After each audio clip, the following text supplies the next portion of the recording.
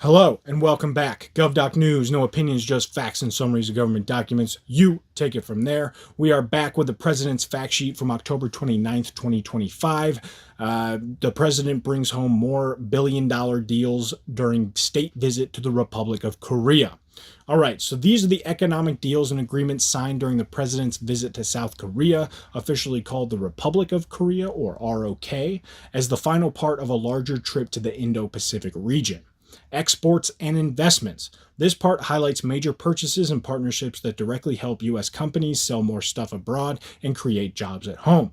Boeing aircraft deal. Korean Air agrees to buy 103 new Boeing airplanes from the U.S. worth $36.2 billion, and this is said to support up to 135,000 jobs across the U.S., from factory workers building the planes to engineers designing them. GE Aerospace engines. In a separate but related deal, Korean Air will buy advanced engines from GE Aerospace for those planes, valued at $13.7 billion. L3 Harris Technologies contract. The South Korean Air Force picked L3 Harris, a U.S. defense tech firm, to build their new airborne warning and control aircraft, basically a high-tech radar plane that spots threats from the sky. And this is a $2.3 billion deal that will likely create over 6,000 U.S. jobs. Rare Earth Materials Partnership. U.S.-based ReElement Technologies is teaming up with POSCO International, a South Korean materials giant, to build a full-scale factory in the U.S. for processing rare earth material. The focus is on making high-value magnets for things like vehicle motors. Furthering America's energy dominance. Here, the emphasis is on deals that lock in U.S. leadership in energy production and sales like natural gas and nuclear power while creating more jobs. LNG purchases. Korea Gas Corporation, South Korea's main gas buyer, signed long-term contracts to import about 3.3 million tons of U.S. liquefied natural gas each year.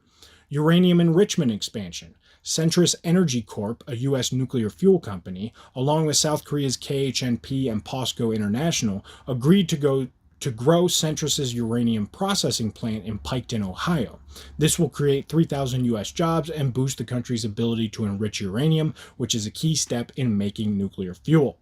Power grid investments. LS Group, a South Korean electronics and cable maker, committed $3 billion by 2030 to upgrade U.S. electrical grids. This includes things like undersea cables, power equipment, and special wiring.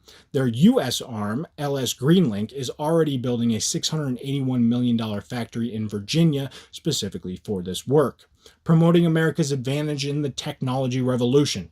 This section covers agreements to keep the U.S. ahead in cutting-edge tech like AI, space, and minerals through joint projects and investment.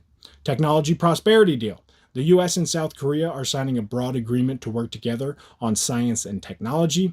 Key areas include exporting U.S. AI tools, setting global standards for AI, helping companies adopt AI safely, protecting research from theft, advancing 6G networks, securing biotech supply chains, and innovating in quantum computing. Amazon cloud investment. Amazon is putting $5 billion into building cloud computing infrastructure in South Korea through 2031, and this will boost U.S. tech exports and help spread American AI tech. It is also part of a bigger $40 billion AWS investment across 14 Asia-Pacific countries during the president's term. NASA Artemis mission. NASA's upcoming Artemis II flight, the first crewed trip around the moon since the 1970s Apollo missions, will include launching a South Korean satellite to study space radiation. Pretty cool. Critical minerals collaboration. Both countries pledged to work together to make the supply of important minerals more stable and diverse, focusing on mining and refining. Building our maritime partnership. The focus here on shipbuilding and repair, modernizing U.S. ports and yards with South Korean help to make American shipping stronger. HD Hyundai and Cerberus have inked a deal. HD Hyundai, a top South Korean shipbuilder, and Cerberus Capital Management, a U.S. investment firm, are launching a $5 billion program to upgrade U.S. shipyards. This includes better supply chains and new tech like self-driving ships, digital controls, and automated building processes. Samsung Heavy Industries and Vigor Marine.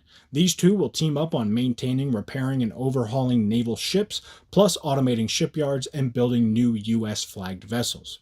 Hanwha Ocean Plan. The Hanwha Ocean Company, another South Korean shipbuilder, announced a $5 billion push to boost Pennsylvania's Philly shipyard, and this will train more workers and ramp up production capacity by over 10 times, supposedly. So that's it for South Korea's deals. Check them out. Links below. Kaimo, keep your mind open. Do your own research. Form your own opinion. See you next time.